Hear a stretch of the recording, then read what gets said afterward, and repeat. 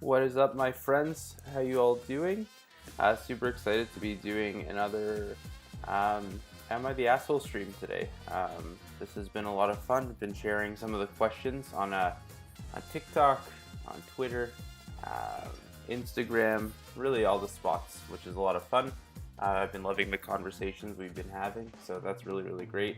But today, we're actually going to go through and share some opinions about who the asshole is in some of these cases. So, just as a disclaimer that I always give, this is my first time reading through any of these as I'm streaming.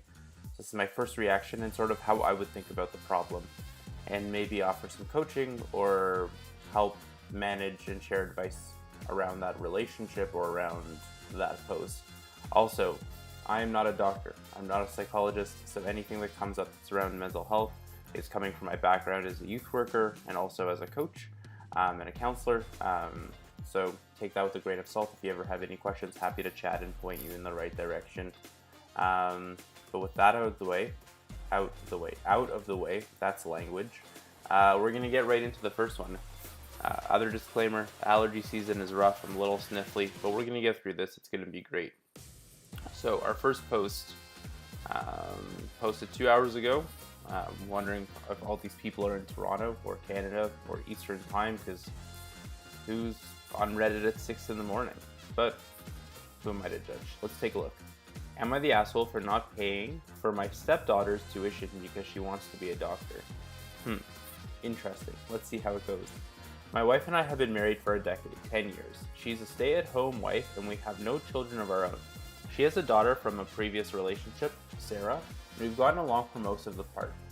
Sarah is a junior in college and pursuing a biology degree with additional courses required by medical schools. She's had a dream of being a doctor and helping people since her mom and I met. The problem is she's not a very good student. What does that mean? She's failed her biology 1 class and had to retake it to get a B. She's really struggled in her next level biology class and finished with a C. She's also gotten a C in her chemistry class. She's got a B in calculus 1 and 2. She's making A's in her non-science and non-math classes, so they're padding her GPA. I'm not sure what a non-class, but I'm also in Canada, so maybe that's not something I'm familiar with, which is at a 3.2. Not a bad GPA, actually. Those are tough classes. This semester, I just learned she will make B's and C's in her science and math class. I'm not a doctor and I don't know any doctors, but I did online research. Found out that medical schools require many things, but at the top of the list, it is a high GPA and top grades in science and math classes. With Sarah's grades, she's not getting into any medical school. I even looked into nursing school to see if I could talk her into going that route, and all the ones I looked at require higher grades than what she has. I talked with my wife about it, and she said medical school looks at other things besides grades, and that's where Sarah excels. She has a solid volunteer resume, and she cares about people. I argued none of that matters if her grades are not good enough. She argues that Sarah will do great in interviews. Like I said, I have no experience with medical school, so I can't argue with her logic. Instead, I talked with Sarah when she came home for Thanksgiving conversations, let's go, and told her to look into another major because she might not cut it out to be a doctor. She might not be cut out to be a doctor. There we go. She ran to her mom, and we all got into a huge argument. I admit I lost my temper and yelled, and I'm not wasting any more money on something she'll fail at. Oof. I told them both I'm not paying for next semester's classes unless she changes her major to something more realistic. I feel bad, I really do, but I'm not rich and I don't have money to waste if she doesn't have a chance to get into medical school. Am I the asshole? Hot damn, this is a very, very interesting post. So, as a quick recap, we have stepdaughter who's crushing it as a volunteer, but her grades are not super high. She has a 3.2, which is nothing to sneeze at, especially with those courses, but it's not a 4.0 GPA or anything like that.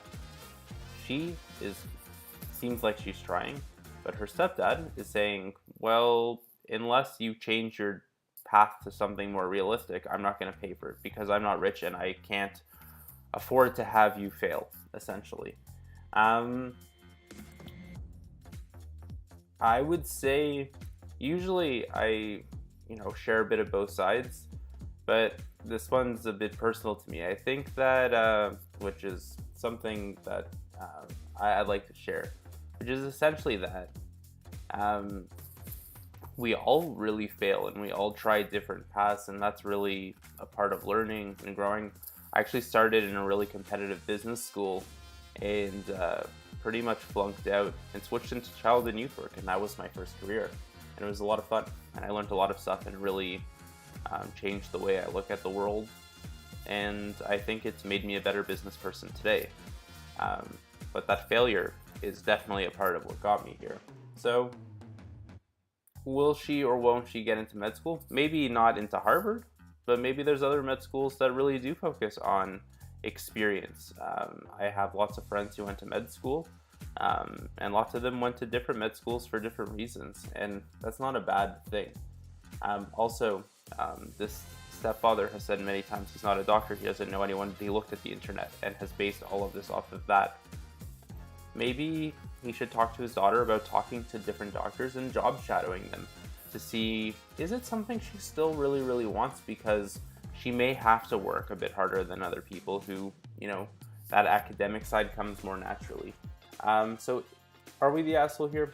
We're definitely misinformed about, one, the power of failure, and two, how to, what we need to get into med school and be successful at it. Because academics are surely a part. Again, I'm not in med school. I have friends who've definitely gone down that path, many. And some have to work harder than others or differently than others, but many of them are doctors now. So should we stop somebody at 18, again, in junior class because their grades aren't up to snuff? Tough to say. Also, he could say, hey, what do you think about getting a tutor so we can try some of these things again, or in a different way? Maybe we need to think differently. Maybe there's a learning disability that isn't being covered here, that's creating a barrier for Sarah to get into med school. We're not asking all of the questions, we're not getting the whole story, and in that way, yes, I think we are the asshole here. So anybody listening, I would say, ask more questions, and if it's something she really wants to do, maybe there's ways to put up structures that don't lead her to failure. And maybe grades aren't the only thing that's important, and for sure they're not the only important thing if the way that you found that is by doing a quick Google search and finding that, oh, grades matter to get into med school. Well, I'm sure they do, but it's not the only thing. And if she's a strong volunteer, she has the passion, most people figure out a way to make something work, or they find the essence of what they get the essence of what they're looking for. So yeah, definitely the asshole here in my opinion. Sorry for the crude language at 8:40 a.m. on a Monday, but that's how I'm feeling. Okay, this is a good one. Am I the asshole for eating alone in a different room at my boyfriend's parents' house? First, we need a sip of this delicious coffee. Some mukbang for you. And let's go. Let's get down to the nitty-gritty. So this is posted by OnArant15. No kidding. So, for many years, my boyfriend's parents have had us over for brunch, lunch, or dinner. They have a nice deck with an outdoor table and chairs and use it to eat or hang out. Very nice. Thing is, it has to be freezing temperature before they will concede and eat in the dining room. I've had to sit on that deck many times trying to eat my food while I'm shivering, even though I'm wearing layers. Last week we went over there for brunch mid-morning. The outdoor table was set with plates. I had my layers on again, but I was cold. When we were outside, I noticed the thermometer read about 45 Fahrenheit. What's that in Celsius? Let's find out. 7 degrees. So, not freezing, but pretty cold. The food got cold quickly and I decided I had enough. I told them as nicely as I could that I was too cold. The mom turned to the dad and said, well, should we pack it in? The dad, scooping food into his mouth, said, nah, it's not too bad out here, and kept on eating.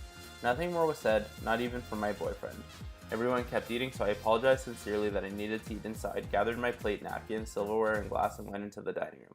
I finished eating before they were done, and since I was warmed up, I went back on the deck while they chewed the cud and finished up. I could feel tension and no one talked to me. After we left, my boyfriend berated me in the car for being rude. I agree it's not the best thing to do, but I had to put up with this for a long time out of politeness, and I think their behavior is nutty.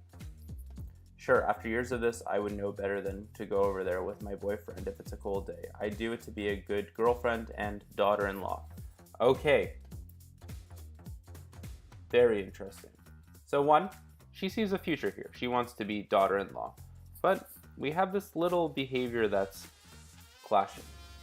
So we have our original poster who has really tried over time to be polite, do the thing, go outside, and even when she's uncomfortable doing so. And here she communicated, hey, like, I'm cold, and the boyfriend's mother said, can we go inside? And the dad's just like, nah, it's fine out here. Now, I, for one, for example, I don't really feel the cold that often unless, like, I'm after an anxiety attack or something. So, like, I get that I don't feel what other people feel. But if somebody's cold and you're a guest in a home, it's nice to feel comfortable in that home, I think. I would say not the asshole here. I would say, one, you did a good job communicating. You did so in a polite way. You didn't leave the home or complain. You just went inside to finish your food and joined after you warmed up a bit. I think that's not asshole behavior. Furthermore, if your boyfriend did not, communicate with you in a nice way or say, oh, hey, like, it's okay that you're cold. Go inside and we'll meet up after. And berated you in the car after, like, the silent treatment with the family. For me, that's a red flag. That's problematic because the way I often define red flags is the behavior that, like, he's berating you. And if you were to sub in any actual issue in there, things like children, things like mental illness, things like physical illness, we're not going to be dealing with any of those problems in a healthy way. And that's problematic for me. So if we can't deal with, like, hey, my partner's cold, if he needs to eat inside, we'll meet up after for cake. And instead we're going to yell, that's asshole behavior for me. He's the asshole. The family, might just have their quirks, but they should be okay with it too. And my hunch is usually if the boyfriend says, like, if the partner says, oh, parents, like, she's really cold, she's really put in the effort, she's tried to be outside, but it's just too cold.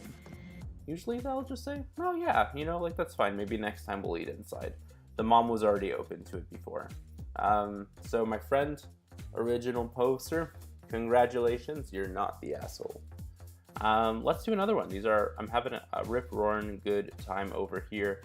Actually, let me put these in another window so I remember to answer them later because I am a scatterbrained dude. Let's see.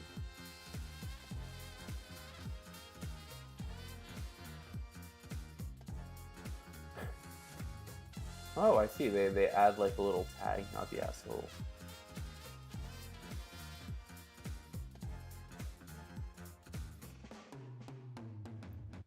I feel like this is a hot topic. Alright. Am I the asshole for tricking my sister-in-law, into trying keto? Keto, for those of you who don't know, is it's a diet where you really only eat meat and vegetables, no carbs, nothing like that. It's a very specific kind of diet. I'm not sure about all of it, but you can definitely search it up online. There's lots of people chatting about the keto. I, a 28-year-old female, have been keto for the last 2 years. I tried it because I was feeling bloated and crappy after eating and was struggling to lose weight. Keto really helped with my IBS and other gastro symptoms, and I've lost some weight and keeping it off. My brother, a 25-year-old male, married my sister-in-law, a 24-year-old female, last year. Sister-in-law and I have always been cordial, and she's a nice lady, but we haven't gotten close yet. I'm really close to my brother, though, so I see him often, usually have lunch or dinner together at least once a week. Sister-in-law eats tons of fast food, pasta, and generally unhealthy stuff, but works out a lot, so manages to stay fit. She doesn't have the most mature palate, but bro is pretty open-minded, had tried and liked keto food with me. She and my brother know I'm keto, and sister-in-law sometimes makes fun of me for it and tells me I should just eat some pasta a lot and just work out like she does. Usually it's just a few joking sort of comments every now and then, and she's not rude about it, so I've let it slide. Yesterday I invited her and brother to my place for dinner. I asked him and sister-in-law if they had any preferences or ideas for what to have for dinner. My brother-in-law said anything was fine and they were excited for my cooking. I made a tasty keto meal and tried to make stuff I thought my sister-in-law would like too. I did bacon wrapped sausages as main, one of my favorites, and then a side of cauliflower cauliflower rice with broccoli and bacon. That's a lot of bacon. Sounds delicious. They came over. My sister-in-law was acting a little strange as I brought out the food and asked jokingly where the bread was, but everything was going fine. We were partway through the meal when my brother asked what everything was. I told them my sister-in-law got upset, saying that I tricked them with fake rice and I was being sneaky and unreasonable about trying to force keto on her. She refused to eat with us after that and ordered some fast food takeout. I was a little offended, and then I suggested to my brother afterwards that maybe we could just do a meal with two of us. Sister-in-law overheard and accused me of trying to force others to do keto and leaving her out. And why couldn't I just make real rice or pasta like a normal person, in quotes there, and that I should have known better than to make my weird food for other people. I didn't mean to offend my sister-in-law. I guess I should have known and tried to make some carb, but the food was really tasty and I didn't think I was forcing anyone. So sanity check here. Am I the asshole? Well, let's sub in a thing that's not so heated. Like, for example, I have allergies. I'm telling you a lot about myself today. So I'm allergic to a lot of things. Peanuts, nuts, fish, beans, seeds, mustard, and not like intolerant. Like, for some I'll go into anaphylactic shock. For some, I get really sick, like puking and hives and a swollen eye shut and all of that. If I have people over, I'm not making them peanut butter. I can't. Like, physically, it's it's not feasible for me. I don't have it in the home. And even if they really like peanut butter, I can't do that for them. So, obviously, that's a life or death situation, whereas keto is not. But if you go into somebody's home, and they've asked about dietary restrictions, and they said anything is fine, and then you make bacon wrapped sausage, which in my opinion is pretty close to a fast food anyways, cauliflower rice and broccoli and more bacon. You've made lots of different tasty things. It's not problematic. Now, we don't know if the sister-in-law has like an eating disorder or has some body dysmorphia going and has like a specific thing, like fast food burns really fast, maybe like healthy food reacts a different way with her. Like, for example, I know I have a friend who has Crohn's, and for a while they could only eat processed food, and that's the only thing that wouldn't bother them. Like, eating vegetables and like a keto meal like that would have made them feel really, really terrible. So we may not know the full story here, so I'm not going to say that the sister-in-law is an asshole, but the original poster certainly isn't. I don't think they did anything wrong. They invited the brother and the sister-in-law over, made a meal, and I mean, cauliflower rice doesn't really taste like rice. Like, sure, you can make fried rice-ish kind of thing with it, but it's not rice. It's a different thing. In fact, I almost feel like the sister-in-law is trying to force a non-keto lifestyle on the original poster. So original poster, I'm gonna reply to this after, but you are not the asshole, my friend. In fact, I think you did a really nice thing by like making your food for other people. And I mean, if I'm ever in the area, I'll take a bacon wrapped sausage. That sounds delicious. Sounds like it would be good like bangers and mash. Which would be really, really delicious. I'm just gonna take a minute to drink some coffee and warm up the parchedness over here, and we will BRB.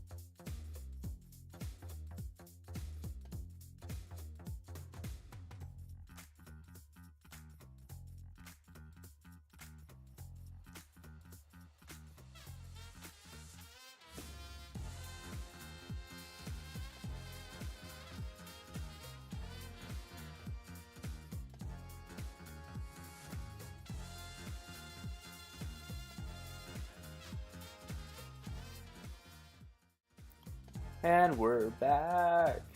Let's do one more Am I the Asshole? And then we will we'll move to a Quora question, and it's gonna be good. Eeny, meeny, miny, mo. Okay, good. A short one, because my reading today, I feel like I'm mixing up my words a little bit, so that's okay.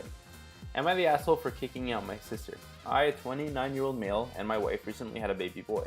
Congratulations. It was an easy pregnancy, and he is now 2 weeks old. Amazing.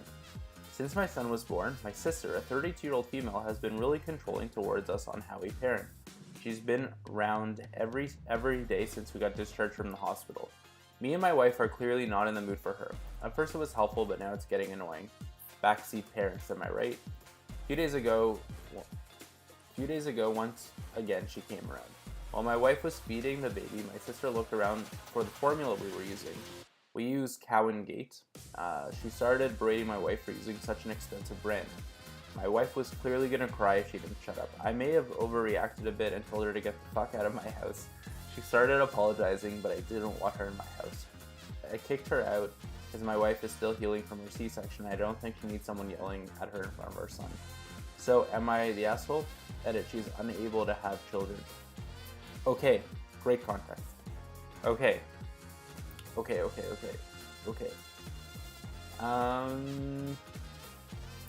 Are you the asshole? Well, okay. So, I think the context here is important. And I mean, the context is important, but only if we make some assumptions. For example, her being unable to have children, due to infertility problems or things like that, and is taking out her stress or her want to have kids on, the brother and his wife. I mean, it's possible, but we don't know. We'd have to ask a lot of questions here to sort of understand the relationship with the sister, what's going on underneath the hood, so on and so forth. But with that said, the things that she's going through like that, she needs to approach getting her own help. Things like therapy, things like really any professional support around that. Because if she is, seeing her nephew and her brother and sister-in-law and, really butting heads and really pushing what she wants on a new mom, it's not going to be functional. And when things aren't functional due to behavior and due to traumas or anxieties or sadnesses we need to get the support so we can have healthy relationships. Now, knowing that she struggles around this and that, she's around, she's like, it could be she's just really interested in parenting and is sharing that information around with the brother and the sister-in-law. Should he have, gone right to the get the fuck out of my house? Maybe not. And I apologize for laughing before. Sometimes I hear swearing and I find it funny. But I'm still 5 years old sometimes. But maybe it was an overreaction. But he was being protective of his wife who, had a C-section. That's even though it's a common surgery, it's a big surgery. She's healing, she's feeding her 2-week-old son. Maybe they're low on sleep. Who knows? I mean, I can imagine lots of people in his shoes would have done the same thing, been protective, and so on and so forth. Now, what should they do after? Well, you got to choose to act in a way that works with the relationship you want. You can go to the sister and say, hey, I really appreciate that you're sharing all of your advice with us, but right now we really want to try this on our own. We took prenatal class and we're feeling really comfortable parenting our newborn son, but we'd love to have you over for dinner and to have a brother-sister relationship with you, one that doesn't involve you co-parenting with us, because 2 cooks in a parenting kitchen is often already too much. So I would approach it that way, probably. So not the asshole for kicking out your sister. I would just go and make amends for it after, because if you've had her over and she's struggling, you have an opportunity for more closeness, and I would take that. That's a valuable thing to have. Fantastic post, actually. I love this one. We're gonna go and dip over to a Quora question to end off our stream today. But I want to thank you for taking the time to listen and giving me a break on on my mincing of words and my sniffliness. Let's go with this one. As a graduate student, how do you deal with anxiety and self-doubt? I'll start off by saying I've never been a graduate student. I've been to university, taken a lot of courses, never been a graduate student. But often when we're talking about this, we've been in school already for maybe between 5 and 10 years. School is a big part of our life. We're often in fields where grades are really important. And often there are other people in your program who feel the same way. And it's very easy to get stuck in those imposter syndrome wheels. Like, am I good enough compared to other people? Anxiety around your grades, being able to find work after. I mean, we live in a time where you need a PhD to work or a master's degree to work some lower paying jobs, which is wild, but it's part of the truth, and that can be a big part of it as well, especially depending on the field you've chosen. You have your peers, you have the am I good enough, am I putting out enough research? Lots of different moving parts can be happening here. And I would say you deal with this anxiety in the same way you deal with other anxieties, because anxiety is fear. That's what anxiety is. It's a biological response we all have to fear, and people with anxiety disorders feel that disproportionately so. If you're feeling anxiety, before, chart it out for a month, get a baseline. Even if you don't write big journals, literally use any mood tracking app. Just chart your stress and how you felt for a month. You're gonna notice that things spike at different times of the day. This is even better, use ABCs, antecedent, behavior, consequence. Write down what happened before the anxiety, during the anxiety, and after. So for example, you went antecedent. You were at school and you had to give a presentation. Behavior, you had an anxiety attack and started, having shakiness during your presentation and tunnel vision, and you were slurring your words. Consequence, you went outside to drink some water, splash some water on your face, and take a break before coming back to class. Do that for a month.